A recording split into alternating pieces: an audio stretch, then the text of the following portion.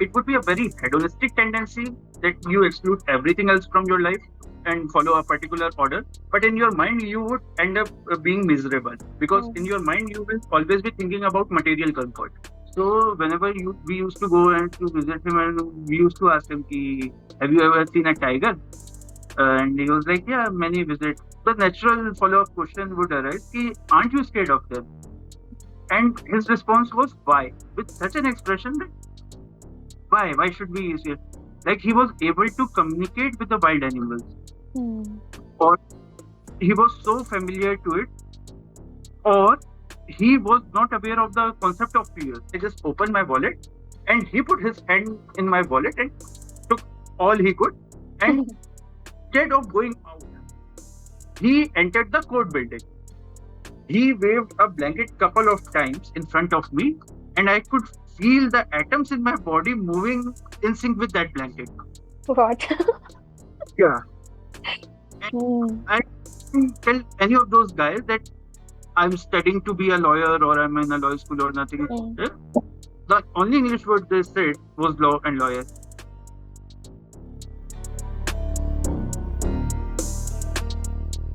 Welcome to another episode of The Ineffable Mystic. Today's ineffable mystic is Shubhank Dixit. So, hi Shubhank, how are you doing today? I'm good. I'm good.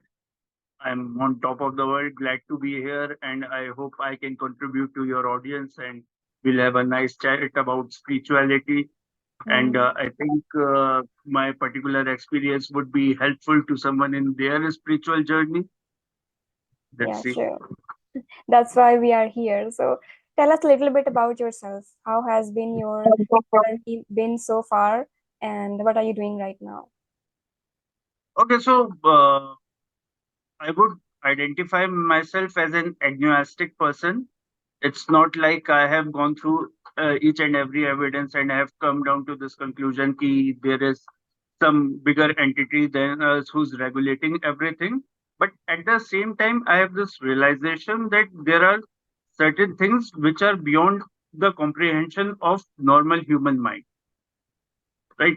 So I'll identify myself as a seeker, and right now I'm on my path to seek the truth. And before I leave this world for holy abode, I I'm hopeful that I can find the ultimate truth if there is one.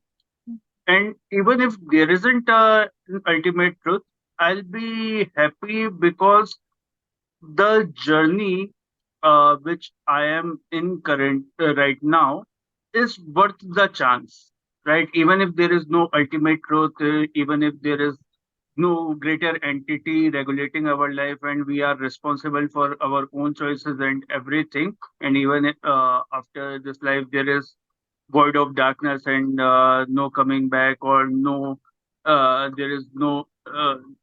There would be any consciousness which could experience anything after this life, still the journey would be worth it. I'm of this realization. So I can say I'm a seeker, and I'm here to communicate with my fellow seekers. Yeah, that's a great perspective actually, and I haven't heard this perspective from anybody else. So people are either on this side or that side. So this is something really refreshing that you're telling us. So tell us your story. Where are you currently in your life, and what brought you to this place? What's your day job, and how do you balance these two things? Okay, so I'm an advocate by profession. I represent people in court of law, and that I cannot say that's my day job because it takes most of the part of my time. Like Mm. it's not 9 to 5. I can appear in court from 9 to 5. The actual work start after court appearances, right? So, but make it a point. Even if I don't have a court date, or even I'm having a very busy schedule, I dedicate couple of hours of my life for my spiritual journey. So my basic time is half an hour of meditation and half an hour for contemplation and 1 hour of any kind of reading. Need not to be a religious text or something. It could be something related to philosophy. It could be something related to meditation, or it could be something related to a personal experience of someone. having a real life experience or having a near death experience or having a traumatic situation and how they cope over. So I dedicate couple of hours of my life to my spiritual journey. And I've realized this thing ki if you are disciplined in your dedication, you get somewhere. Like your tomorrow will improve from your yesterday, right? It's a constant path, and see, it's not something which you can measure in any sorts of unit, right? Yesterday, you could be someone who's completely materialistic, thinking about money all the time, or thinking about mundane goals, thinking about having certain kind of recognition, which does not matter in a longer run. And today, you could be a completely different person. You could be completely dedicated to your soul. You could be completely dedicated to seeking truth, or whatever the name you would prefer to give it, or you could give it years and not reach anywhere. So I think journeys differ from person to person, and I think your karmic connection has a lot to do with it. You cannot force yourself into finding something or anything. You could find something, or you might come to the realization in the end, I've just wasted my time. It differs from person to person. Yeah, absolutely. And these types of things have happened with me as well, where I went after one thing, re not thinking that if that is what I want or what others want from me, the ego and the, soul differences between your desires. So when I got that thing, only then I realized that, oh, this is not for me, right? So I'm sure like it happens very commonly with people as well, where they try so hard to do one thing, and then when it actually happens you realize that this is completely not aligned to your path, right? Yeah, I would prefer to share an example with you. Like I just met Mm, one of someone who was very close to me, and 10 years back he had renounced the world and he has joined a spiritual order. He has dedicated his life to spirituality, and they dedicated into worshipping a particular deity, right? So I was in temple town Ujjain for a case, and I just decided to visit that temple. And somehow he knew that I have come to that temple, and he came out to meet me and all. And I was meeting him for after 11 years, mm, right? So he was trying to give me certain perspective about misery, right? And he was trying to convince me that the path I'm walking on right now will eventually lead me to the misery. Okay, because he gave an example like suppose I stretch your new car, you'll be anxious about it, right? So you haven't bought a car, you have accumulated anxiety. Okay, mm, so all this conversation going on. Now what happened? There is a very elegant restaurant in the premise of that temple. Okay, so when the conversation progressed, he looked at that restaurant and he's like, oh, it cost a lot just to enter that restaurant. mm, That clicked me. That clicked me a lot. Although he has chosen the spiritual order over material success, but mm. in his mind, he's miserable right now. He might be in a temple, but in his mind, he wants to get into that restaurant. Yeah. He has not taken control over his senses. So I think it's far better to live in the world Mm, and have this mundane kind of lifestyle rather than living in the mountains and thinking about the world. mm, That's actual misery. So one should not rush into it, or one should not give into the stereotypes, right? Every journey is different. Every experience is different.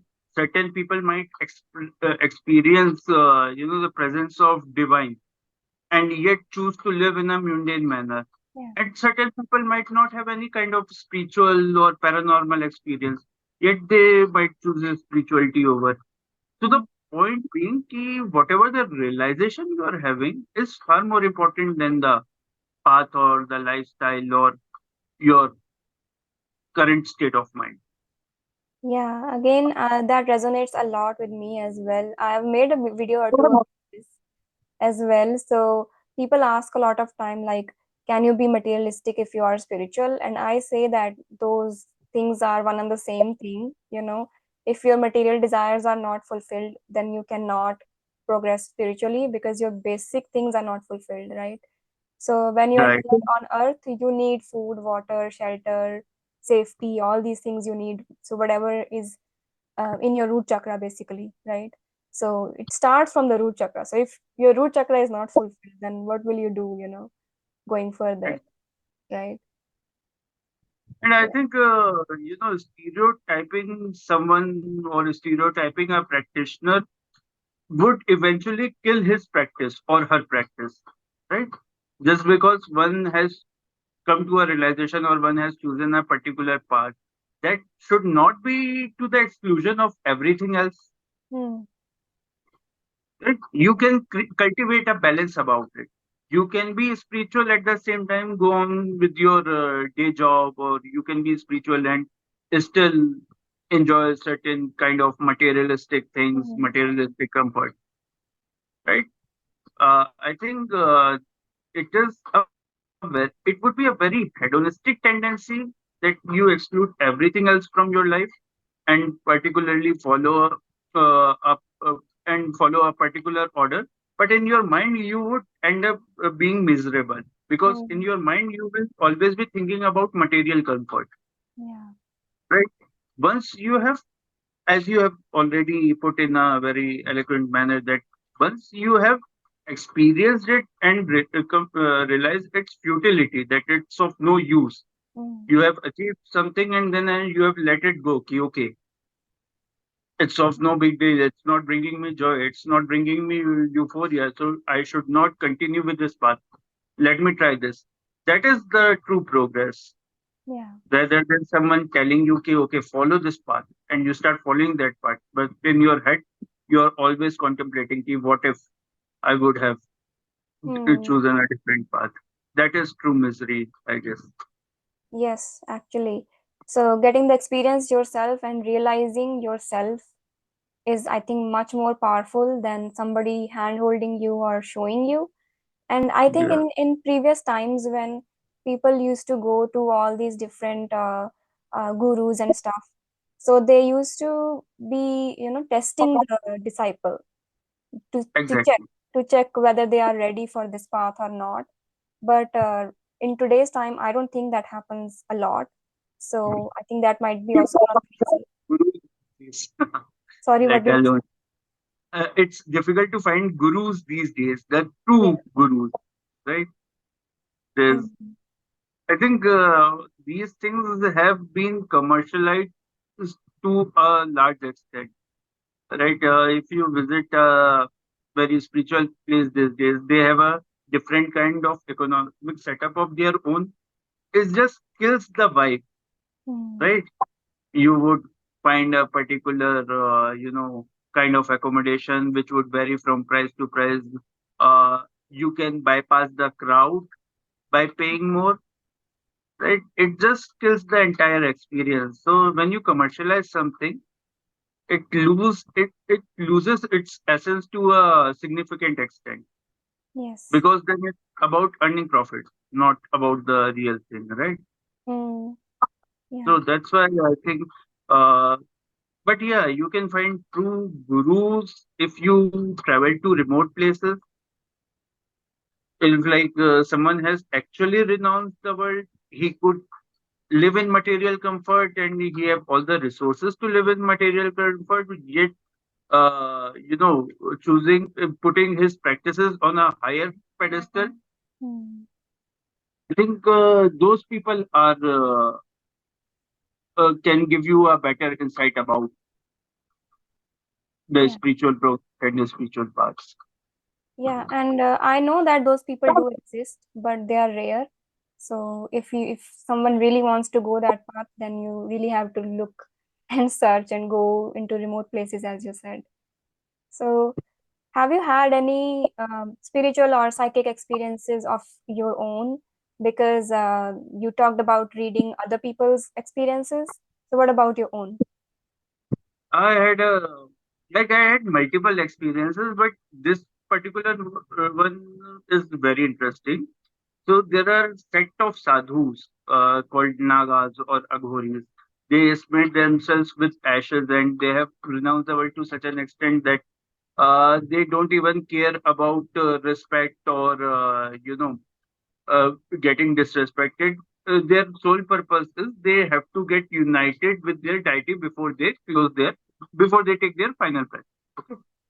So this Naga sadhu, actually, the place where I practice, it's the biggest district court premise in all over Asia, right? So you can imagine the crowd coming in and going out on a day-to-day basis. So I was leaving the court from a gate, and this Naga Sadhu, he just walked to me, and he started showing me all these kind of gimmicks. Like you put a chemical on your finger, and when you mix it with water, it changes color, right? Mm, So he's smearing ash on my hand and doing all those sort of things. So I was like, okay, now he has stopped me. People might be watching. Ki I'm conversing with this. So let's play it cool. And there was no other way I could avoid him, right? So let me give him some money and let him go. mm, Okay. So then he started telling me certain things which clicked me. And he started telling me, ki, okay, so you're worshipping this deity these days. And you recently this has happened. Now I'm getting interested. But at the same time, uh, I'm really concerned about my, social image, ki, what people might be thinking. So I'm still like, let me just give him some money and let him go. Okay. So what happened? I just opened my wallet and he put his hand in my wallet and took all he could. And instead of going out, he entered the court building. Okay.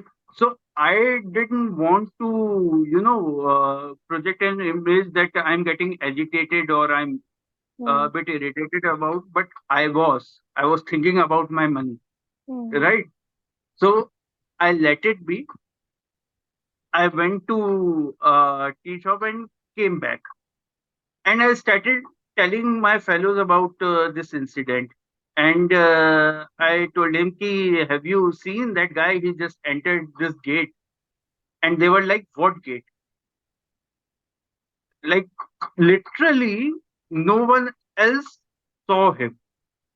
And in the evening, this magical thing happened. There was this multinational company who's a major client of mine who was not paying my bill for like a pretty long period.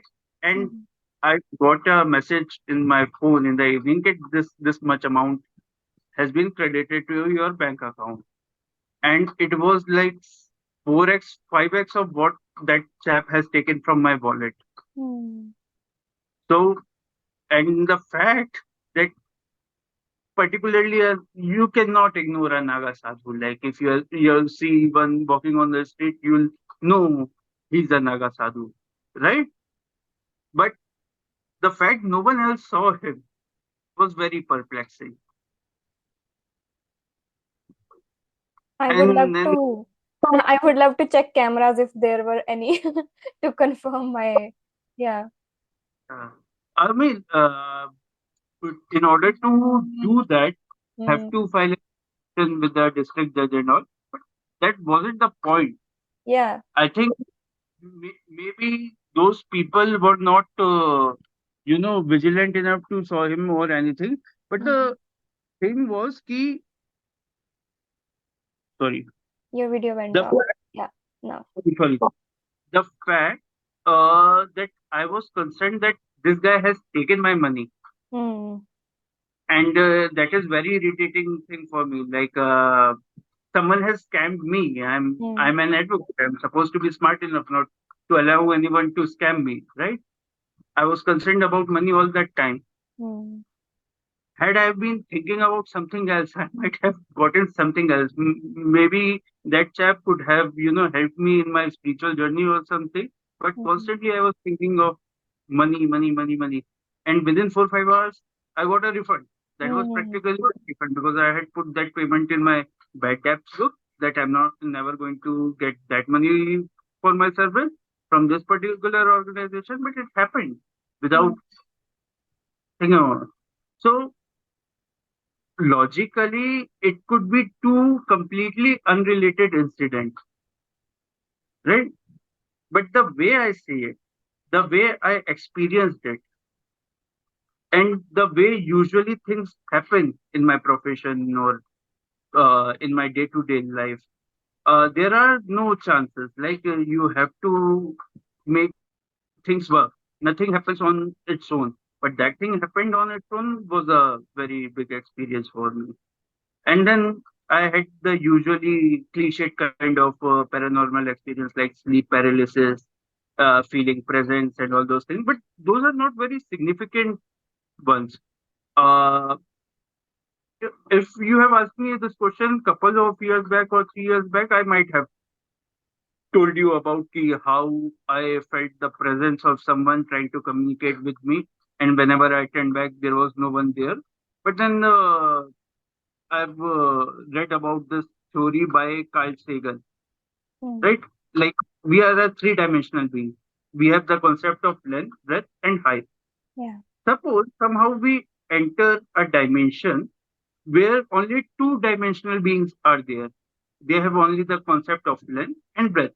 They have not learned the concept of height as of now. So what would happen? They could not see our complete form, right? Mm. Because they'll have to look up. They don't have any concept of height. Mm. They can either look left or right, front and back, because they being as a. If we try to communicate with them with a two-dimensional being, they might get certain traces of our communication. They Mm. wouldn't be able to get the whole gist of things, right? So I think paranormal things are something which are happening in the fourth dimension. In their dimension, they can see us, they can feel our presence, they can do everything. It's like a normal drone thing. But we being a three-dimensional being, we cannot grasp them in their entirety. And I have, grasped this experience from one of the holy texts of Hindu religion, also Bhagavad Gita. So, in this incident, when Arjuna asked Lord Krishna ki I should be able to see you completely. So Mm. what Lord Krishna says that ki your eyes are not capable to comprehend my entire form. Let me give you a vision first. The reason being, Lord Krishna in his true form was a multi-dimensional being, right? We have the restriction of watching only seven colors, Yeah. right? We can only watch within the wavelength of infrared. But are there only seven colors in the world? No, I don't think so. There could be multiple, right? Mm. We can hear things in a particular decibel, right? Is uh, is there no sound after seventh decibel? I don't think so. There could be sound. Animals can hear Yeah. sounds in a different wavelength, right? So it's all about limitation of our, you know, perception. It is we are limited in our senses. And the fault happens when we confine ourselves to our senses. Ki whatever I can see, whatever I can hear, whatever I can speak, or whatever I can feel is the only reality. Mm. No, there are things beyond it which is happening simultaneously, and we cannot see them, we cannot hear them, we cannot feel them, but they are there.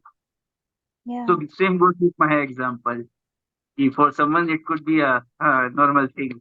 Yeah. You got scammed by a naked man in the court, right? But for me, it was like, and the way he was just walking towards me, either there is something written on my forehead that this guy is stupid. He'll fall for it. Mm. Or he has catched some aura or matlab, something else. Because Mm. there were multiple people walking by, he didn't bother anything. And it's highly unlikely you'll bother an advocate in a courtroom. Hmm.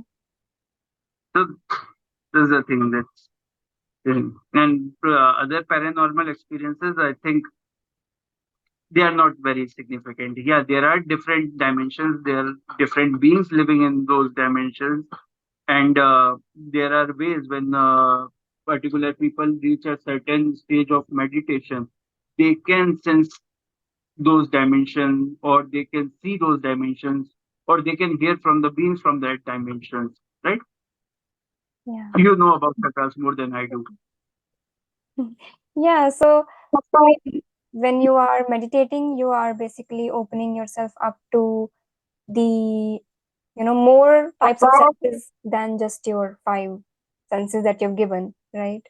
And because we have that energy as well, we are also in multiple different dimensions, but we are not Hmm. able to tap into those parts of us unless we meditate and work on our, spiritual growth. So I think when we come out of the ego that okay, whatever I see or hear is truth, when we come out of that, only then we are able to perceive the outside, right? And And I think it's a very slow and long journey. yeah, Right. yeah. I think if you practice meditation for 5 to 6 years, you can see growth in your day-to-day life. You'll be more active, you'll be happy, you could get more empathetic about things. But reaching to such an extent that you are able to, or you are able to perceive certain things which are happening in a different dimension, I Mm, think it's a difficult task. And at the same time, it's not a very practical thing to do also. yeah. It's like this. It's like bitter medicine. It might be good for you, right? But you won't enjoy the experience. Mm. Yeah, I say that it's good to have the experience so that you are able to, know that okay, these things exist and I have the capability of tapping into it, that it expands your awareness basically, right? But not to do the meditation or practices just to get those experiences, because that's not the point of doing the meditations, right? So they are like the byproduct of doing the meditation, right? Um, I think, walking on the path with having a certain objective in mind will deter you from experiencing the actual truth. Yeah. I'll, one should rather walk the path with the, you know, perspective of a skeptic, right? Question everything. Mm, Question like you told me ki if no one has seen it, you should have checked it. You have should have checked the cameras. mm, I never thought about it in that way. I was happy with my yeah. experience. Yeah. That is the right approach. Yeah. Ki, okay, even if you believe something to be real, don't believe it. Find the truth. Have this realization. And I actually practice this theory of realization in a lot of scenarios. And I want to extend this theory of realization to such a level that it should become my natural thinking pattern.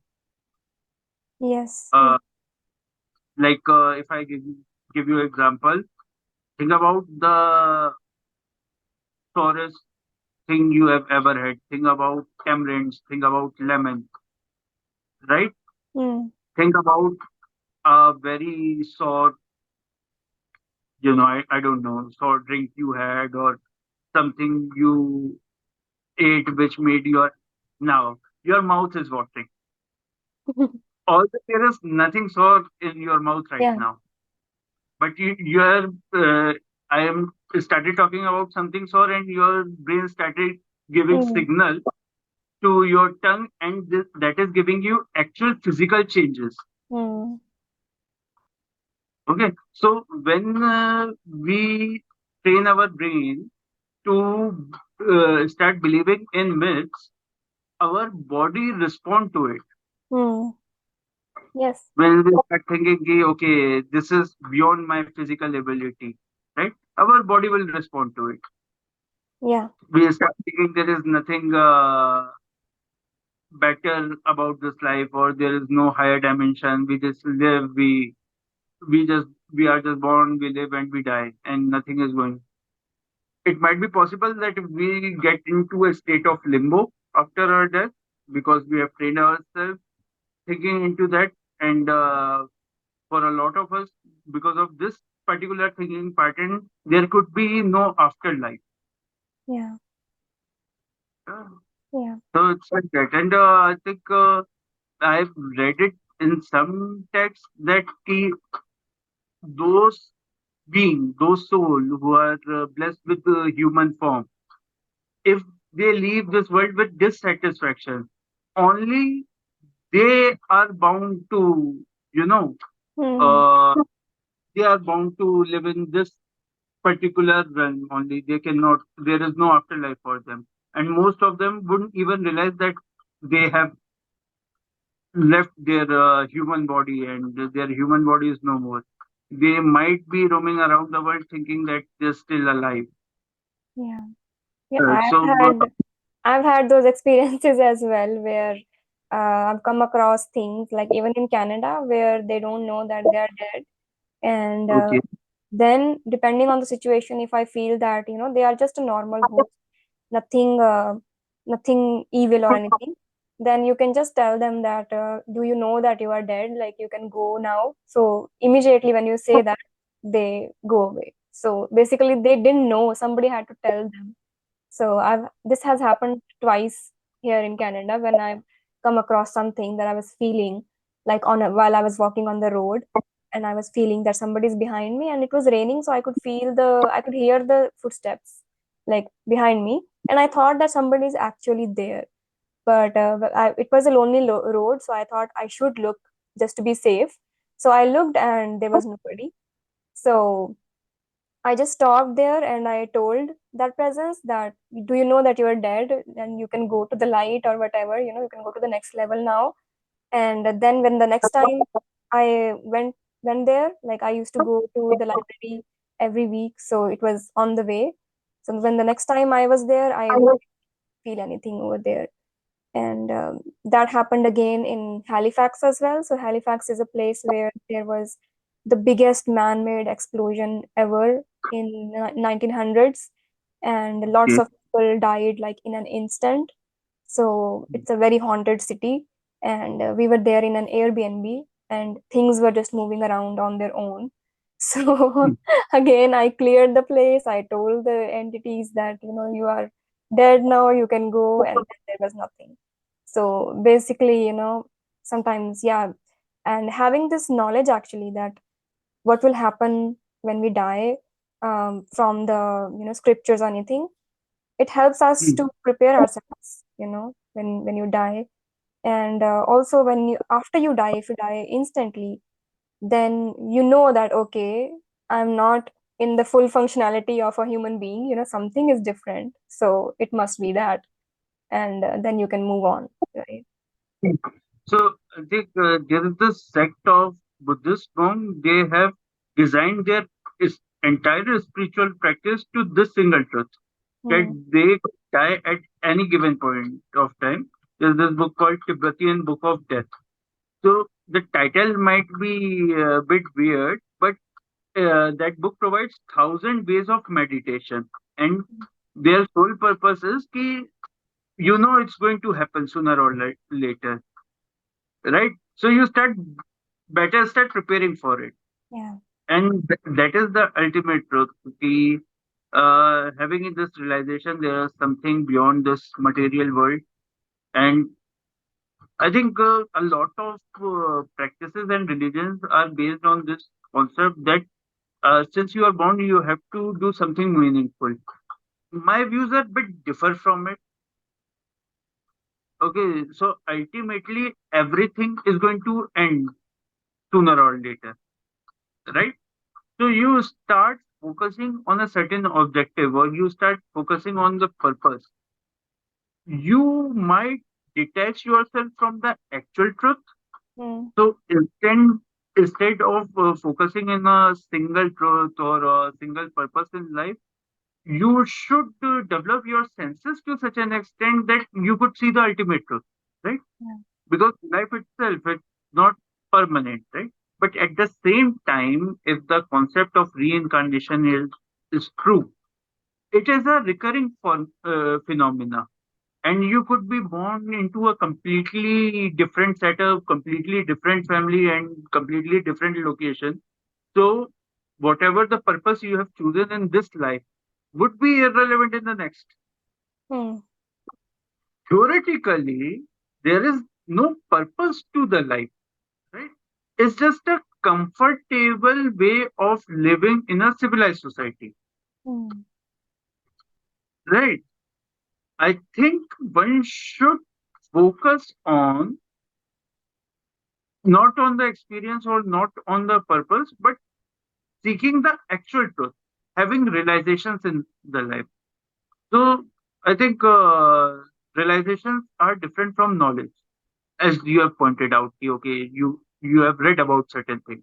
That is knowledge, Hmm. but that knowledge might or might not give me realization. Right? Let's if we talk about death, we all know that we could die someday or we will die someday. But do we realize it? That day could be tomorrow. Hmm. If we come to this realization that we could die tomorrow, we would dedicate our entire time into doing something which is meaningful to us. Hmm. It could be anything. It could differ from person to person. Someone who loves his family a lot or her family a lot, they would prefer to spend more time with their family. Someone who's good in a particular skill set might dedicate more time to into improving his or her skill set. Or Hmm. someone who is spiritual by nature might dedicate more time to his practices or something. Hmm. Right? But realizations are necessary and we should practice it to such an extent that it should become our natural thinking pattern, Yeah, right? definitely. So A as you, lot of yeah, sorry. so as you talked about that experience of that Aghori sadhu stealing your money basically. So Yeah. whether or not that was true or it was just in your head or whatever, it still caused a realization in you, right? And one perspective is that money is an energy. So let's say that your money was stuck somewhere. So some money had to go out for the new one to come in also. So basically, the universe orchestrated something so that that money goes out and it's out of your control, right? True, that's true. And I think I must have done some good karma. Consciously I would have never made that choice, or Mm, uh, my rational mind would never allow me to think into such a metaphysical level that my money is stuck because some money has to go out, right? mm, It, for a normal person, it's like I'm not getting money, so I should lose more money. mm, Doesn't make any sense. But yeah, universe does not work in that manner. It particularly works in whatever you have just said. Ki energy is different, right? mm, And yeah, okay, I was talking about realization, right? And how it should be a thinking pattern. mm, Now, in order to make this our natural thinking pattern, we are supposed to do certain practices. It could differ from person to person, whatever you are comfortable with.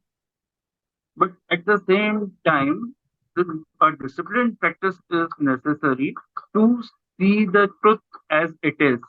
And I think we are born as a human to have certain realization. We are born as a human so that we realize the futility of a lot of our actions, emotions, and everything. It's basically our egos are showing us a completely different picture of what the reality is.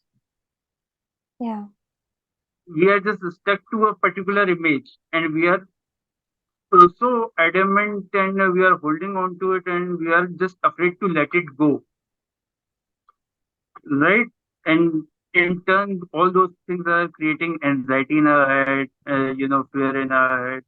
I would like there is this remote place in Madhya Pradesh that is buffer zone of a wildlife sanctuary, right? Mhm. It that place is called Rangopar. So there is a sadhu living over there, huh? And there wasn't anything else in the entire vicinity. Just a small temple and sadhu living over there. So whenever we used to go and to visit him, and we used to ask him, ki, "Have you ever seen a tiger?"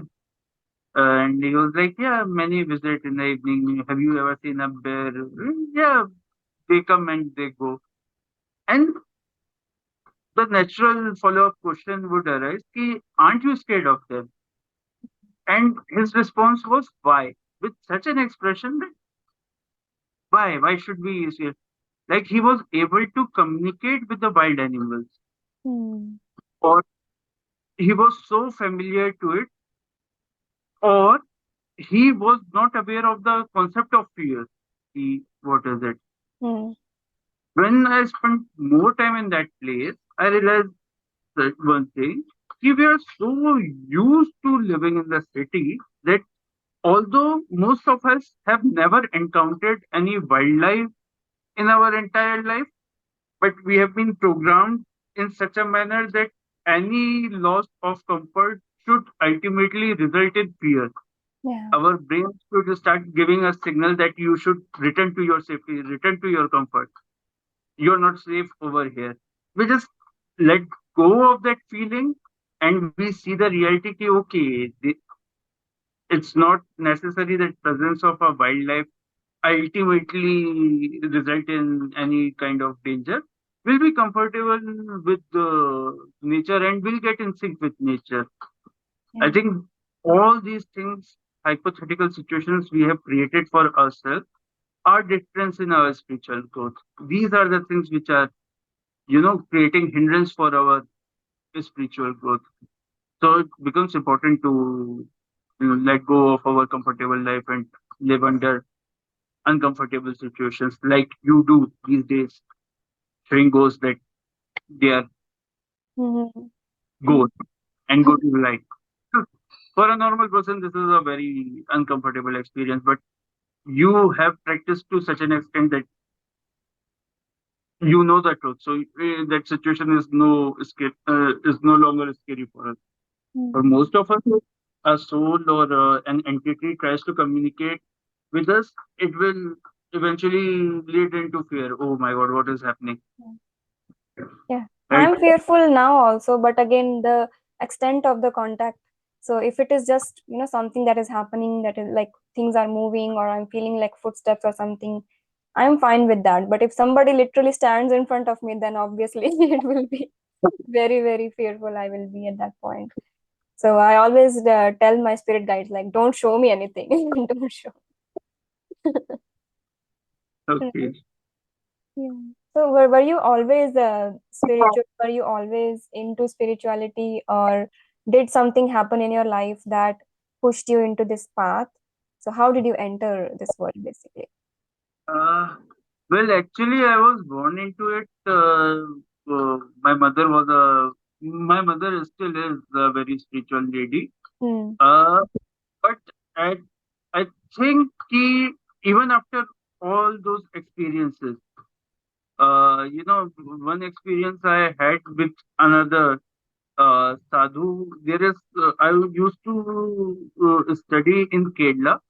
Okay, so there is this spiritual practice of visiting Padmanathan Swami temple, not Padmanathan, Ayyappa Swami temple, barefoot. Okay, so people do rigorous fast to visit that place. Hmm. And at that time, I just had entered the college. So I was this fun-loving guy who used to take case of random people. So this sadhu or Swami, they are called. Those people who visit Ayyappa Swami temple, they are called Swamis. This Hmm. Swami was doing his evening puja in the railway coach. And that entire scenario was very funny to me. Like, what an idiot. What is he doing? So I started talking to him and he was like, okay, tell me, why are we born? So he gave me this theory since we have done something in our past lives and we are here to bear the fruits of our past lives. So I asked him a question. Okay. I asked him, okay, so if this is the logic, why did our first birth happen? Because when we were born first time, we had not done anything, right? there was no cause to the effect. So why were we born first time? Hmm. He was quiet. He was quiet. He didn't had any answer to me. So he started conversing with his fellow, travelers in Telugu, and I didn't had any knowledge about Telugu. So one of the Swami he said, and he used one word in English, law. That was the only thing I heard, law. Hmm.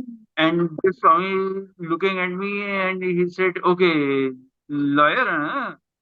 Something lawyer." Huh?" And he waved a blanket couple of times in front of me, and I could feel the atoms in my body moving in sync with that blanket. What? Yeah. And Hmm. I didn't tell any of those guys that I'm studying to be a lawyer or I'm in a law school or nothing. Hmm. Eh? The only English word they said was law and lawyer. Next day, so since it was a 36 hours long journey in a railway compartment, so next day, those guys, they sat with me and they taught me two things. First, he said, ki don't intervene or don't get involved into anything. If you see a rose, you think it's beautiful, just watch it. Don't ever try to pluck it. Hmm. And second thing they told me, ki always keep a focus on your breathing pattern. Don't try to control it or nothing. Just experience it. Initially, you'll feel it on your nostrils. Then you'll start feeling it going up your windpipe, and then you'll start feeling them in your lungs. Whatever you are doing, just keep one part of your brain into observing your breathing pattern. Until date, to be very honest, till date, it has been like, I don't know, 14, 15 years? Not 14, 15 years, yeah, 12 to 13 years. I've not been able to do so. At times, I try to focus on my breathing pattern and it shows me result. But like they have told me, ki it should become a natural part of your cognitive activity. That Hmm. has not happened. So they told me those two things, and that was some experience which made me curious about this path. And honestly, my aha moment, as you can put it, was when I read a book written by Stephen Hawking, A Brief History of Time. Very small Hmm. book. You should read it. Now, they gave a theory about, how time differs in different planets or space. Like if you look at sun right now, right? The sun you're looking right now is something which has happened in past. Like it's 8 minutes late. Light takes time of around 8 minutes to reach Earth. Yeah. So even if sun is destroyed right now, you'll get to know about it after 8 minutes, Hmm. right? Now this guy he has proposed a theory. Ki suppose there are twin brothers. One of them stays on a land, and other one goes up to a mountain. Hmm. Okay, the one who has gone up to the mountain will age less. And suppose this other guy, he sit in a spaceship and take a spin around the galaxy and come back within, let's say, 2, 3 hours, Hmm.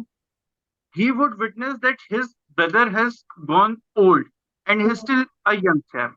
Okay, so this is the basic theory. Now, when I was a young kid, I read this story about a king who went to Brahmlok to ask Brahmaji whether they have chosen a groom for his daughter or not. Hmm. And he spent 24 hours there in Brahmlok. And when he actually gets to speak to Brahmaji, he tells, ki, okay, 1,000 years have lapsed in Earth. And Hmm. he's like, no, no, I was just waiting for 24 hours. No, no, no, time works differently on different dimensions. 24 hours over here is equal to 1,000 years in your planet. Hmm. Now, match those two theories, right? If before reading, Carl Sagan and Stephen Hawking, I used to see our religious texts in a different perspective. I used to just read them like stories. But this fine prints about time dilation, four tusk elephants, and all those things made me curious. And I started reading what were the practices those people were doing. And everyone, whether he's a human, whether he's a god, or whether he's a demon or asur, as they have put in the day, all of them were following certain type of spirituality or the other. So Hmm. even demon has those senses. It's okay. This mundane world holds no value. I might be a demon now. I might evolve into something else later. So I'm supposed to have a spiritual practice, Yeah. right? Even the gods who were reincarnated as the human beings and had the entire human experience, when they were following certain type of spiritual order and spiritual practices. Hmm. So uh, from all those things, I've deduced this key. The basic purpose of human life is to find a spiritual order and practices, whether it gives you any benefit or not. That is a different debate altogether. But one is supposed to do it, and it could be anything. It could be anything. It could be worship. It could be meditation. It could be speculation. It could be gathering knowledge, gathering information, or it could be uh, seeing things in their essence, having this sense of realization, right? It is not necessary ki what path you choose, but you're supposed to choose a path and walk on it to your best of capabilities and abilities. Yeah. But yet I'm agnostic. Okay, I'm not saying ki I figured it out, but this is Hmm. the pattern. This is the how should I put it? Ki if I weigh both these things, ki I negate things or I should look into things, so the weight of looking into things is far higher than negating them. Hmm. Yeah, I think that you are using your skills that you learned as a lawyer in those things as well. You are basically I'm recognizing the patterns. that Yeah. I'm bound to see. I think I've been blessed to have get into this profession because in this profession you see a lot of liars.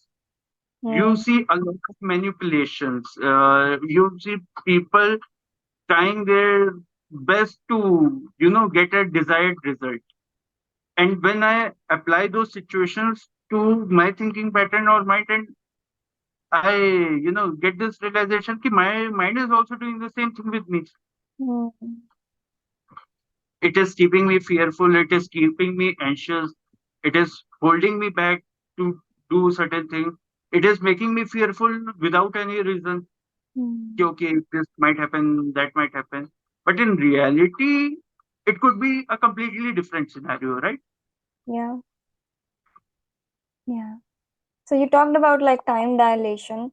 So when we go into deep meditation or when we are conducting a session or somebody, so whether it's a Reiki healing or whether it's a past life regression session, so people always say that, it's only been 30 minutes or it's only been 1 hour, but it's been more like 2 or 3 hours even.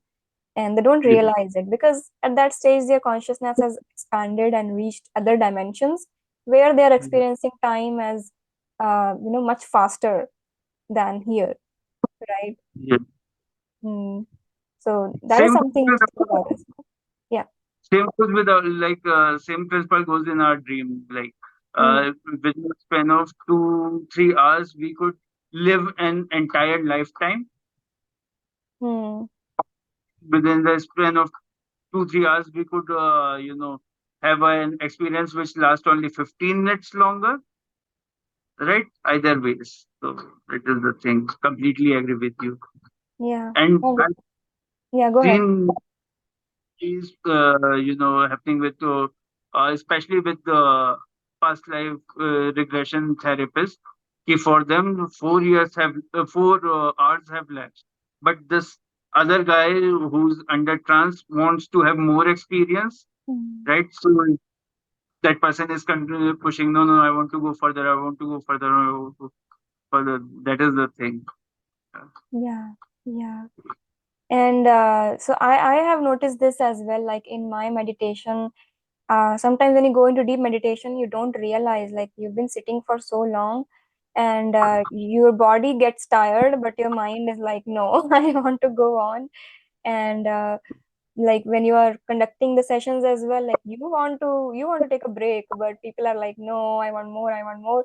So you have to actually tell them that no, it's time to come out now. It can be very funny situations that you get into because of this. And I feel that the absolute, you can say, mastery of this thing would be intentionally practicing timelessness. So basically, you don't live in the past or the future, you live in the present. So basically, time is nothing for you then if you live in the present. Then you can also heal the past because it no longer exists, and also manifest the future because that also doesn't exist. The only thing that exists right now is the present, right? So there's like a timelessness that you can intentionally also experience, right? Yeah, I think the dimension we are living on right now has this linear concept of time. There Hmm. was a there's a present and there is a future, and there could be a dimension where this linear timeline is not there. The time becomes fluid, so you can experience the future and the past at the same time, right? It's difficult to explain it with an example. You can only experience this phenomena. But right now we are in present, like we can only talk and think like individuals, right? Hmm. But suppose uh, you could experience your childhood and your old age and the present time Hmm. simultaneously. It's like this: we are talking, but your mind is having completely different thoughts, maybe, or there is one particular portion of mind who's having one sort of thoughts, one particular portion of mind uh, is indulged in this conversation, and there is another portion of mind who's planning tomorrow, right? But you're not at this particular time, you're not conscious about it. Hmm. So, if you can experience all these different thoughts consciously, simultaneously, I think the fluidity of time would be an easier phenomena to comprehend. Yes, yes, that's a good And way to explain it as well. Yeah. I have not been able to explain it. And before I came to this podcast, I made it a point that I should keep the conversation to such a level that it should be comprehensible by a layperson also, Hmm. because most speaker might not have reached to an extent that they are aware about metaphysical concepts or Hmm. science fiction or concept of reincarnation or things. So I just wanted to keep it very simple, but eventually we end up talking in this complicated Yeah. phenomena. Let's keep it simple for now. Yeah, so I've come to this realization about this as well. Like when you meditate, you're basically expanding your energy. So you're basically practicing timelessness. So that is when even your past lives and everything starts coming forward because you're no longer you now. You are all those versions of yourself, right? So once you resolve your past lives or once you resolve the hurt from the past, even from the present life, then your vessel kind of becomes empty so that you can now let the future, the so-called future, come to you so that now you can get the inspiration for what to do next, right? So that's my way of understanding this. What do you think about that? I think, you know, like we have discussed it earlier, Hmm. doing anything with a particular objective, okay, will lead to losing that thing, losing its essence or certain thing.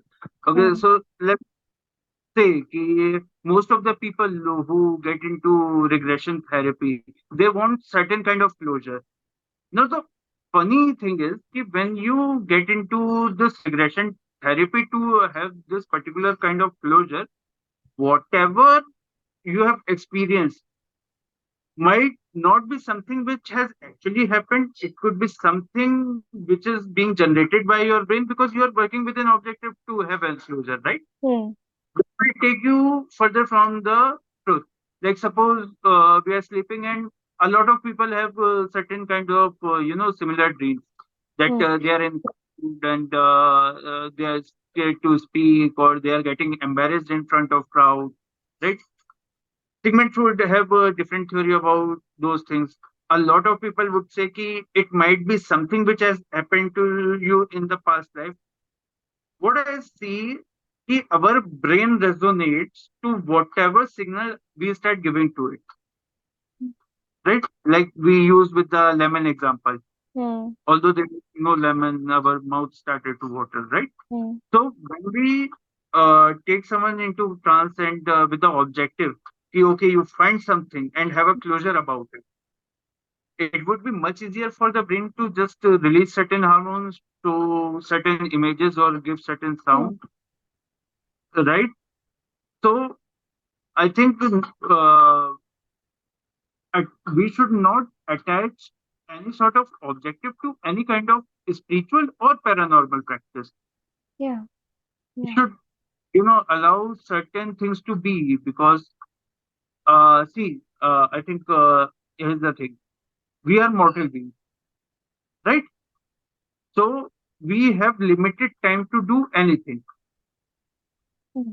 So our let's say ki our life expectancy is 75 years. So we naturally would have this tendency to objectify everything. Ki, okay, I should finish my education by this age. I Hmm. should earn this much money by this age. I should get married by this age. I should have children by this age because we are mortal, right? In different dimension, or when we look into our soul, it is immortal. Time is immaterial for it. And even for the universe, 1,000 years are nothing, just a blink of an eye, Yeah. right? Right? So for universe, this whole sense of objectivity might sound a very, I don't want to use this word, but pardon me for my lying, a ridiculous concept. Hmm. You are doing certain thing to achieve it. So I think uh, the universe is acting not on the objectivity, but on some other spiritual, principle. Like, I don't know, like just for the sake of being, or just because the universe is bored and it's in its nature to remain in constant state of motion. Hmm. So it's allowing things to happen and destroying it at the same time, Hmm. right? There is no objective reason behind it. It's just an algorithm, is a software, and it is supposed to run in this particular manner. Yeah. Yeah. It could be that. Hmm. So all those people thinking, oh, let me do this, let me meditate, and I'll be so focused that I'll ace my exam. I think that's wrong use of meditation. Although there's nothing wrong in if you want to use it in that particular manner. Different people are on different pedestal of their spirituality. They're on different, aspects of their realization. Someone might consider this mundane world to be highest form of being, Hmm. and for someone, this world might not be. But the thing is कि as long as you confine yourself into this sense of objectivity, you'll always keep yourself away from seeing the real picture or the real truth. Yeah. So if someone meditates for acing their exams, I say that their all their fears and all their so-called shortcomings that are preventing them from acing the exams will come forward, Yeah, exactly. and they will be like, "Oh my God, what did I do?" So you have to, basically overcome all of that in order to ace your exams naturally. If you are a or if you already did all that learning, then there is no reason for you to be looking for XYZ to ace your exams, right? right? It's like this. When you walk into ocean, okay, the feeling of water tides, rushing against your legs and going back, it's different. It's something, the sand moving beneath your Hmm. feet is different feeling, right? Uh, but if someone tells you, okay, if you walk into ocean, these things are going to happen, it will create a certain kind of cognitive dissonance in your mind. Hmm. You would not be able to experience it in its fullest, right? And when you are unable to experience that thing in its fullest, you would never be able to realize its worth. Hmm. Okay, so I tell you, okay, if you take someone into regression or past life, and if you give him, walk through, okay, I'll say these words, you'll start experiencing this, then this will happen, then this will happen, and Hmm. this. Try doing that, and that person, I bet, will never get a closure or will never get a true message from his master Hmm. ever, Yeah. because you have already disassociated that person from the true experience here by telling about it. So Hmm. that's what objectivity does with the spiritual practices. Okay, I'll do this particular spiritual practice, I'll do this sadhana, I'll get this siddhi. Those Hmm. people will never progress further, and uh, great saints have also subscribed to my view. Yeah. And it's not all the bookish thing. I've actually experienced this with me too. When I get focused into fulfillment of objective, right? Uh, I think at times I lose the sight why I wanted to fulfill that objective in the first place. Hmm. It becomes irrelevant, right? Yeah. Suppose let's take a very simple example. I suppose I'm supposed to leave my home at 9:30 to reach court at around 10, and I make it an objective. I, no matter what, I leave my home at 9:30. So even on the days when there is no court hearings or there is a holiday, I'm not supposed to appear, I'll start leaving my home at 9:30. Hmm. I lose the focus that, okay, leaving home at 9:30 is not important. Hmm. Reaching court before time is important, Hmm. right? So whenever we do something with an adamant mindset or with a complete sense of objectivity, we lose the sight of bigger picture, Hmm. and that is a big difference in our spiritual growth. That Yeah. is the only difference between humans and other kind of life forms. They are always too much indulgent in their fulfillment of objectivity. They have not bothered to enhance their cognitive abilities. An animal would just need food, certain level of protection, and sleep. Animals' life will not progress any further. That's why they are not able to, create anything or anything. And that's why humans are different. That we can see the bigger picture. We can learn from our experience. We can hold memories. We Hmm. can improve our skill sets. And when we just objectify our mindset, ki, okay, we have to achieve this, we have to do that, we lose our better cognitive sense, and which takes us farther away from our soul. I will, I think that's my Yeah. And perspective. also because our mind is not strong enough, or we don't have the knowledge, and like we don't have all the knowledge of the universe in our mind, right? So we don't know how anything can come about. And when we think that only that this is the only path that I have to go, then you're basically limiting yourself to a very very narrow, this thing, very narrow path basically, right? You're not opening yourself up to all the different possibilities that are actually so much better and so much more fulfilling for your soul as well, right? So I always say, like, don't think that you are on the top of the food chain and king of the planet or anything like that. Always like surrender and always go with the flow of the life, and have objectives, but don't be like so unhealthily attached to them that you are not able to see anything else, right? Mm. And I can, subscribe to this view because my line of work has given me opportunity to meet with some really powerful people, some really rich people, Hmm. and full disclosure, they have the worst kind of life. Hmm. They would give away everything in a single just to have peace of mind for a single minute. But Hmm. now they have associated their power, aura, and money with their survival. So they are always fearful, they are always anxious. If they lose all of it, they won't be able to survive, right? Hmm. So I don't think accumulating power or accumulating resources is a good way of life, or it will help you in a longer run. You could accumulate power, you could accumulate wealth, but that will always give you anxiety, something to lose, right? Hmm. So I think it's better to follow a balanced path that you should have sufficient for your survival, right?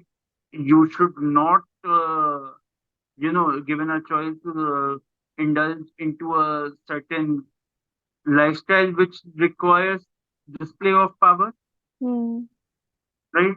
You could silently work on yourself, which will give you mental peace and which will be very good for your spiritual growth. Hmm. And I think that if, even if there is no, we had started our conversation on this note, even if there is no higher truth or there is no higher entity, regulating our lives or anything, but the peace of mind which you get when you follow any kind of a spiritual path, and let me be clear about it, I'm talking about spiritual path, not the religious path, Hmm. right? Those things could be different at times. Hmm. Okay, the spirit is religion neutral. You could be born into one religion in this life and could be Hmm. born into a completely different one in a spiritual path. Something which is connecting you to yourself, right? Your true self. The peace of mind which you get in walking into any sort of a spiritual path is better than having anything else in this world. Yeah. Right? Hmm. What's the point of having a 56 course meal when your stomach is upset? Right? Hmm. What's the point of having all the money in the world when you don't have time to utilize any of it? What's the having all the power in the world when someone else is pulling your cords? Right? Hmm. And I feel It's that perfect. if you go the other way, like if you become spiritually fulfilled, or if you are going on a spiritual path first, then the universe actually supports you in giving you all the material benefits also, right? So that you are comfortable at least. So Exactly, exactly. yeah, and that has been my in my life as well. Like I never overly went and tried for any, like getting money or anything from anywhere, but universe has always supported me no matter what happens. Like I'm always comfortable, and this has always happened. So whether it's coming from myself or from other people or from some weird coincidences as well. So it will always keep you comfortable if you are actually taking the time to grow spiritually, right? I think I see universe masters as parents. Like if you Mm, tell them, okay, I want to go to club, right? And I require money for it. Would your parents give you willingly? Instead of giving you money, they will try to create deterrence in your path. Ki, okay, you are supposed to sleep at that time. We are going to lock the door. And mm, still, you have a choice. You can jump your window and go to the club, right? mm, But when you say, tell your parents, okay, I need this amount of money to pursue this education course or to, cultivate this skill set, they will provide you with all the resources willingly, mm, right? Same goes with the universe. Ki whatever is good for us, the universe just pave the way open to Hmm. pursue that. And whenever we are walking on the wrong path, there are always, all sort of difference. Hmm. You just people have this, matlab, if people are able to cultivate this realization, they will it will save them from a lot of troubles eventually, right? Uh, I don't know how should I put it. If someone is stuck into a toxic relationship, that person is not happy at all. They, like every day, you know, he or she is feeling low about his life and all those sort of things. You see, there would be very few people who would advise that person you should continue with their relationship, right? Even random people, if they don't know you, I think this is an example how universe try to communicate with you, but at the same time, the concept of free will is also there. So universe can tell you, okay, this is wrong for you, but the choice is still yours, right? Yeah. Do whatever you want to do. Uh, I don't know. I think I've articulated this concept, but you get the gist, right?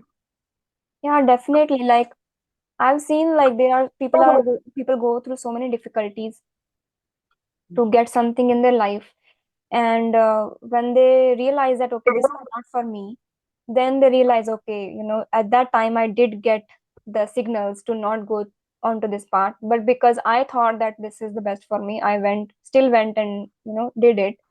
And on the other hand, if you are able to like intuitively sense that okay, I've tried x amount of times, still not happening, it's not good to waste all my time, energy, and everything on this path. Probably I can change it to something else or do something else or have a new perspective. And then you will find, when you try something new, you will find that okay, this is happening a little bit more easily than the other thing. And this happens in my life like all the time, that I do one thing and it's completely blocked. Like I pay like 100% hard work into it and nothing happens.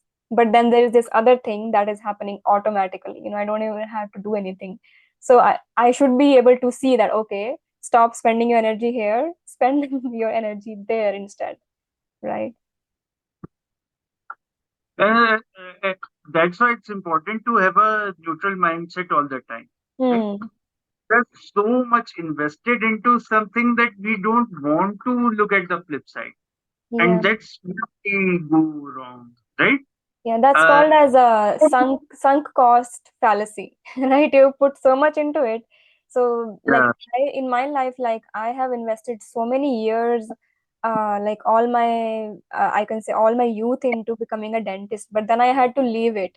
So, that was something that had really taught me that you don't have to attach your whole identity to this one thing. Like you can be so many other things, right? thankfully, you had this realization. You might be aware that in India, especially, there are a lot of examples where young people they just commit suicide because they didn't get into a particular institution or they didn't score a particular number of marks. Hmm. Or this is very saddening. I think the spiritual growth should now reach to the masses, not in words but in essence. Hmm. Uh, Most of these young kids who are taking this adverse step, uh, they are normal people. They are brilliant in their studies and everything. They are not delinquents. Most of them, right? There could be exceptions, but most of them. Yet they are taking those adverse steps. What is lacking in their life? There is no concept of spiritual awareness given by their parents to them, right? Or by the society or whatever the source may be. I think spiritual awareness is something which you should try to cultivate your children in a really young age. and to Don't not give your um, and to not attach your identity to something outside, basically, Correct. right? Like you are not that person, you are not your profession, you are not your money, like you are not your wealth. So even if that Yeah, thing goes away, you are still good, right? yeah. Those people who take this ascetic form of spirituality, that they leave world and do their practices in a jungle or isolated place, I've observed a thinking pattern about them. They are not trying to leave the world because they have this sense key, we don't own the world, so there's no sense of living or anything. It's Hmm. just we are in this sense of possession that okay, I belong to this world. Without this, I cannot survive. Just to get over that sense, they try to live in isolated place. And when they actually survive and flourish in their spiritual practice, they never feel the need to return back to the world. Right? So that is the thing. If in order to find your true self, you are supposed to spend some time with yourself. Constantly, if you are bombarded with the accumulations, ego, and expectations and requirement of other people, you will never be able to, realize your true self. Hmm. But Yeah. if you are able to cultivate that atmosphere, ki, okay, for 20 hours or 22 hours, I belong to world, but for 2 hours, I belong to myself. Hmm. Then I don't think there would be any need to go to the forest and follow your practice or Yeah. anything. Yeah. Yeah. And I think so many spiritual teachers have said that you don't have to go to the forest. Like that is one path, but you don't have to. If you're living in a family already, and even if people are not supporting you, you still have your room to go to, and you can like spend 1 hour, 2 hours on yourself, and even that is enough, right? It's like what happens in dream.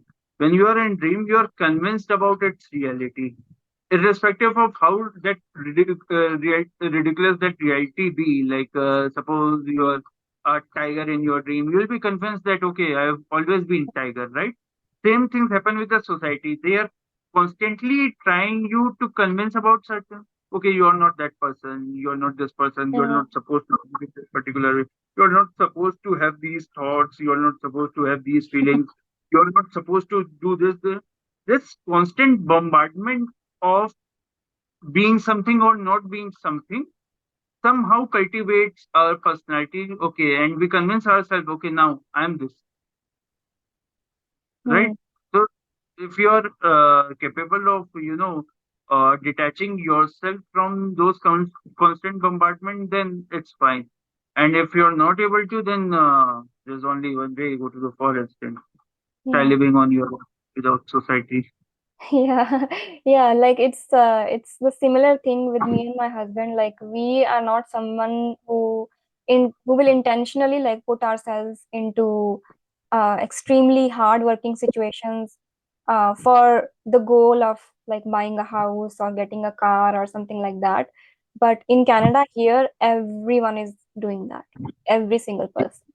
Like they are trading every single waking hour of their life with for money so that they are able to then buy a house and buy a car. And when we go into this society, when we go into these gatherings where we are completely comfortable in our little life and we are not burning ourselves to the ground for those things, they are completely like surprised. They are completely bewildered. Like they're like, what? Why are you guys not buying a car? Why are you guys so happy with not working outside of your official working hours? Because people here, they have 9 to 5 and then they have their Uber or whatever they do to get extra income or whatever. But my husband has been, even in his 9 to 5, he just works a few hours, and the rest of the time he just enjoys. And even like in the evening, complete enjoyment. We don't focus on anything that we have to work hard or anything like that. And everybody is completely surprised, and they are questioning us, basically. They're questioning our way of life, that what are you guys doing? Like, it's completely unacceptable for them. But No, yeah. actually, they're working, their reflexes are, based on their fear. Okay. Hmm. First of all, different societies have different standards, like living in India. So if you belong to Madhya Pradesh, Uttar Pradesh, or Bihar, you are supposed to have a government job, and it is distinguished in classes: class one job, Yeah. class two. Your value to the society is proportionate to the kind of job you're doing, and it, mind you, it is supposed to have, you are supposed to have the government job. In Gujarat, Maharashtrian culture, if you are not having a business of your own, you're not doing something good. Even if Mm, you crack the highest government job exam or something of that sort, your family will not value you because they value money over so-called power. mm, So I think this Western society, because of the Lehman Brother crisis, because of Great Depression and all those things, their objective has become to accumulate the security first. yeah. Right? They associate their house and their car with security because if you see the houses in Canada are way smaller than the houses in India, right? A completely desi person would not be able to survive in such confined spaces. Mm, Everything is supposed to be in its right place, and there is no scope of accumulating much in those houses, mm-hmm. right? In India, it's completely different scenario. Poor people from village might be living in acres of land. They Yeah. might be having a completely big organ of their own. So it's just the reflex of the fear people have in their Mm, mind, right? And it transcends from generation to generation. And I've seen that like everything is so beautiful here, but when you go out, you will not find a single person outside. Like there are Yeah, houses, just like toy houses that they are stacked. Like yeah. there are cars in the driveway, and there's really good weather. And you go out, like I am going outside to enjoy the weather, and I see there's nobody. Even in the park, there's a park behind my house. No matter what kind of weather it is, there will be absolutely nobody. And I will be like, where is everybody? Like, why is nobody outside to enjoy this weather? Because they are busy in some warehouse or wherever collecting those numbers. And there is also this thing. See, you uh, see any Eastern country, right? Be it India, be it China. There are so many people, right? So there is no concept of individuality in these cultures. Hmm. At best, you will be identified by your family or your village or your locality and all. But Western civilizations have very few population, right? So they have cultivated this sense of individuality. Okay. Yeah. Uh, like, let me give you an example. In India, parents finance their children's marriage. Like, I got married when I was 35, 34 years old. Okay. My parents, my adult brother, they paid for the entire thing, Hmm. right? So if one fine day I tell my parents, ki, okay, I'm planning to move out now, they will shock. Hmm. And if I'm able to convince them, they are the ones who are going to buy a house for me, right?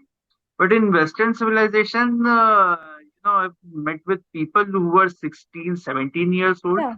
traveled all the way from Europe, England, and States to Kerala, spending November, December, and January in Kerala. And most of them, when I ask them, ki, like, why are you guys spending 3 months in Kerala? Like, and most of them used to give the similar answer because I cannot afford a thermostat at my place. Hmm. So it's cheaper for me to travel all the way down to Kerala, spend 3 months over here, than paying for the thermostat at my Hmm. apartment. So it's like your apartment, you said you're 16 years old. Hmm. And you're like, yeah, like I moved when I was 14. Like, Hmm. moved where? Well, from my parents. Yeah. So, although these kind of lifestyle have perks of their own, You see, Western culture, they are very confident about themselves. Hmm. I've actually met people who have opened their own gelato, what do you Hmm. call it, right? Yeah. So Italian guy traveling all the way down to India and opening a gelato store just because he's not getting a good ice cream in India without Hmm. having a single, euro as a finance, arranging the entire finance, arranging the entire land acquisition and everything, right? For an Indian, it would be a very difficult concept to do unless and until his or her family is backing him or her. Yeah. So that's a good thing. They are very confident. They are very self-sufficient, and they don't count on other people much. For they think they are responsible for their own life. That's Hmm. good thing.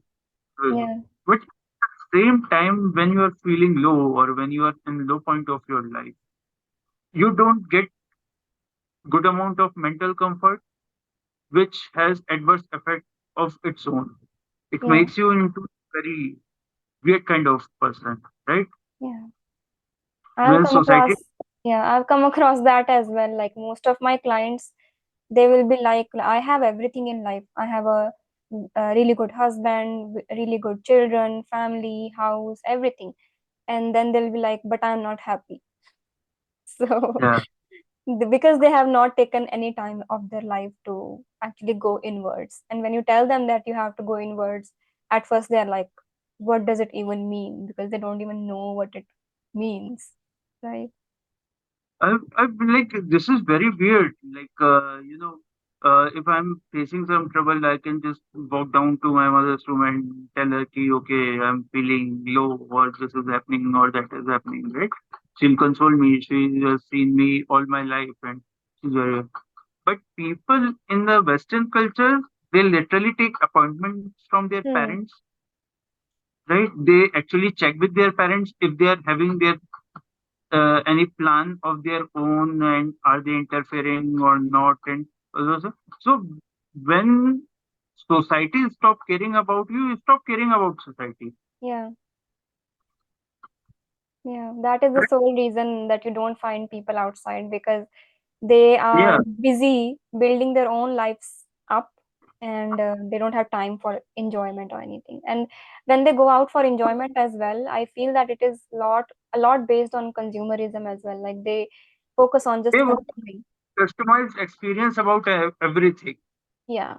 right? They read reviews about place, like, but here we just do things randomly. Okay, well, Hmm. when I was young kid, there was flood in our town, so we had lost a lot of things in those floods. But my father was like, let's go and see the flood. Let's enjoy the flood. And we'll go down to the river nearby. It's Hmm. completely flooded, and there will be small vendors will be selling certain stuff. We'll be taking over and go, oh, that's flood. Oh, this is, It's become a tourist spot. but the experience is enjoyable. Hmm. Yeah, and that is Right. the one of the reasons like we want to come back. We actually wanted to come back 2 or 3 years after, but Hmm. the universe orchestrated the whole thing right now only, and the company where my husband used to work at, it just closed all of a sudden because China took over their business. So basically, they were like the middlemen, but the China is just removing all the middlemen. So basically, selling everything directly to US and Canada. So the company closed, and for anybody else, like this would be like a really big shock of their life, and they would be panicking and going like pillar to post to look for a job and do, like folding their hands in front of everybody they know and all of that. But we are like completely chill, and anybody who comes to know about this and they start panicking for us, and I'm like, so this is also like it also comes from um, the spiritual growth that we both had in the past, like 5 6 years, that we are completely okay with anything that happens, and we know that we will be supported and we will be guided what to do next. And many people don't come back to India because they think that they'll be perceived as a loser or something. But we don't care about any of other people's perceptions about us, and we will be good wherever we go. Even if we come back to India next year, it will be great. We'll be enjoying. Yeah, We'll- yeah, yeah.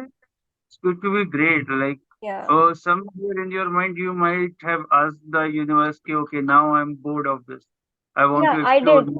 Actually, we, Yeah, yeah. we kept discussing that with each other, like during this whole year, even in the beginning, we kept discussing that with each other. Like, doesn't it feel, that we are done with this country now? He said, yes, it does feel like that. So, like, our energy already reached there before the physical thing manifested for us. Yeah, yeah. So one should be very careful about what he or she wishes for, because Hmm. the universe might be actually listening, Yeah, and it is most of listening. the time might not like the result.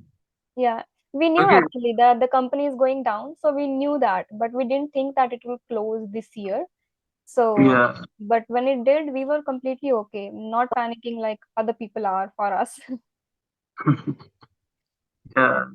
And it's good that even though you are living in Canada, you have accumulated people around you who are genuinely concerned about you, Hmm. Yeah. right? And they keep This telling is, us, why don't you do this? Why don't you do that? Why are you sitting at home? I'm like, I'm totally fine with anything. Like, I'm enjoying my life. I don't care about, I'm not in a survival state, basically. Yeah. and the survival stage is like a completely hypothetical situation. In real life, it doesn't exist, and God forbid, those people who are actually compelled to survive, they are completely different person altogether, right? Hmm. There would be a very fine line distinction between them or an animal who has been cornered, Yeah. right? Yeah. So, Actually, that's a very good thing that you said, very apt, because when we are in the survival state, the part of the brain that actually makes us human, it turns off. So we yeah, actually become an animal in that state. because I get to meet people on day-to-day basis who are in that state of their mind, Hmm. and after losing certain amount of things, you just don't care. There's nothing holding you back, right? Hmm. Uh, Yeah. things become inconsequential for you, Hmm. right? Like the reason why don't we uh, see, it's like this funny thing. When I tell people that I'm an agnostic, okay, or I don't believe in the concept of heaven or hell, because I think even if there is heaven or hell, that is a very temporal state of being. Okay, people confuse this ki, oh, it's going to be there for eternity. They confuse eternity. We have Hmm. discussed the concept of time dilation. Okay, so when we are in Earth, what is 24 hours? That is rotation taken by Earth around Sun in its axis, right? When the Earth rotates around the Sun completely, it's 365 days, right? Hmm. So there is a point of reference to calculate time. But in heaven or hell, there might be no point of reference to calculate time. Hmm. So even a single night could feel like eternity, right?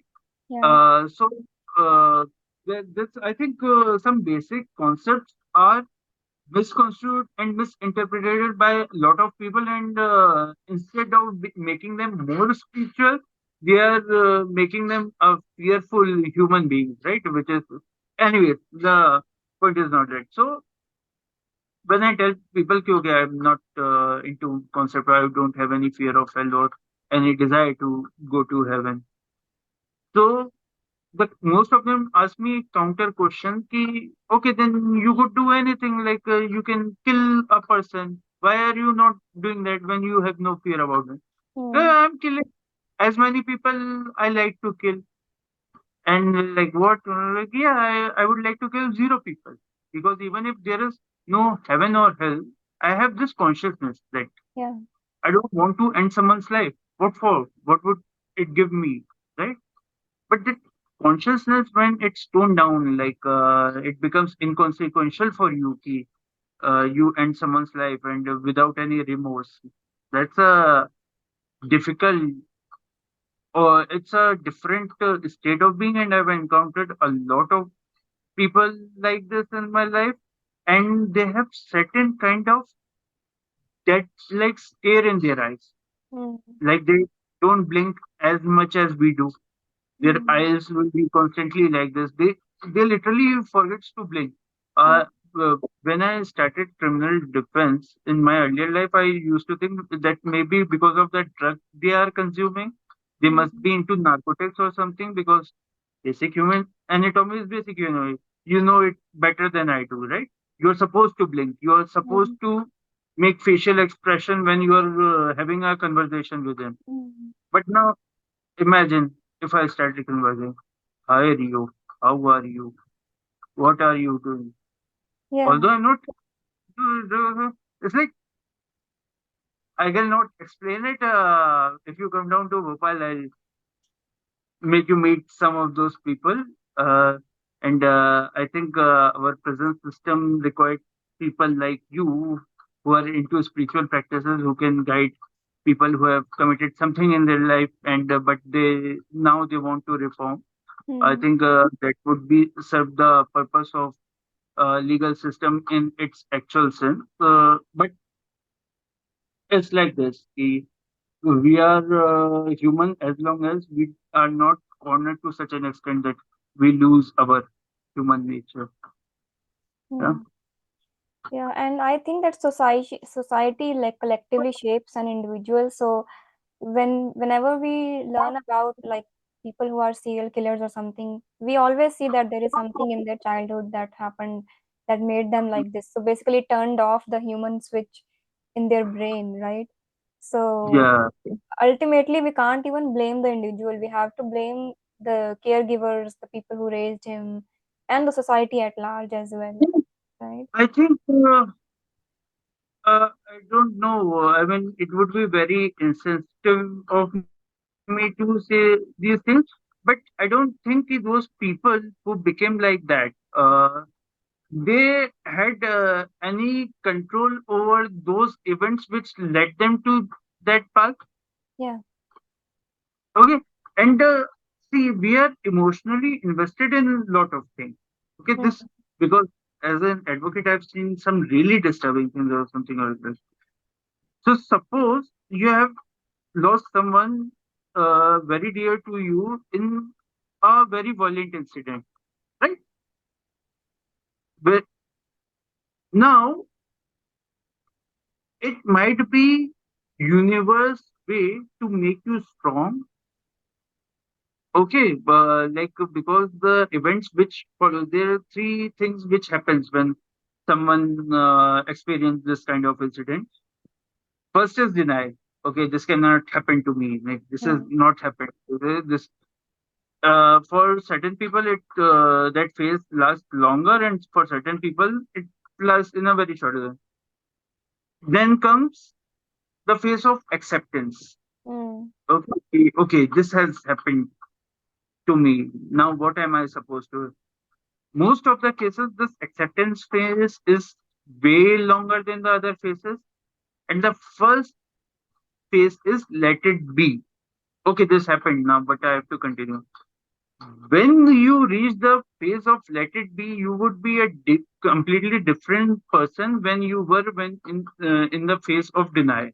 mm, You, in most of the cases, or there has not been any statistical survey about it, but in my experience, in 100% of cases, when you have reached the phase of let it be, you will come out stronger and more confident and able to bear more things, right? It's just when you're in the phase of experiencing that bad scenario, bad situation, or disturbing situation, mm, you think your world is lost or something has happened which should not have happened to you.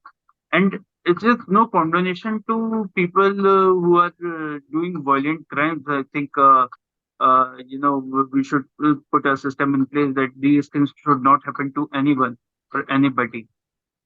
But my perspective about is ki no one can control it, right? It's like Mm. a lot of cases happen when people have no criminal past, no criminal history, or anything of that sort. Something triggered them, and they have done something really violent, which they had never done anything like that before in their life, Mm. right? So, who would you blame? That person, that trigger, or that situation? Mm. At best, we can control that person, right? At best, we can. But is it possible or even feasible to control that trigger or that situation? Right. So we should, in order to see the reality of things, we should get over this binary mindset of good and bad. Mm. Things happen. Things happen. They are neither good nor bad. Maybe they are without any plans. There is no greater plan about it. Mm. Right? Maybe it's just a script that has been written, and when script was being written, uh, the director was least concerned about the character. He is or she is concerned about the actors, right? Mm. So Shahrukh Khan playing certain character in a movie and dying in that movie, right? So killing that character will be inconsequential to the director, right? Yeah. He'll be concerned about Shahrukh Khan because in reality Shahrukh Khan has not died, right? Same happens with our soul. If we have a soul, that is the main character. Mm. That is the main Actor. actor, right? Mm. And the life we are living right now, the things we are doing right now, these those things are merely characters, different characters, right? One Mm. will end, another will start, right? So maybe director has put those violent incident in places. So Mm. God knows why. And it's very disturbing, but I think that's the reality because if something is controlling everything, uh, I don't think it is beyond its control to not allow these things to happen. Mm. Right? Life happens. Life works in a very subtle manner, so I don't think he has not figured it out or put an logarithm in its place. If these things are happening and there is a system in place, it's happening by its permission. Mm.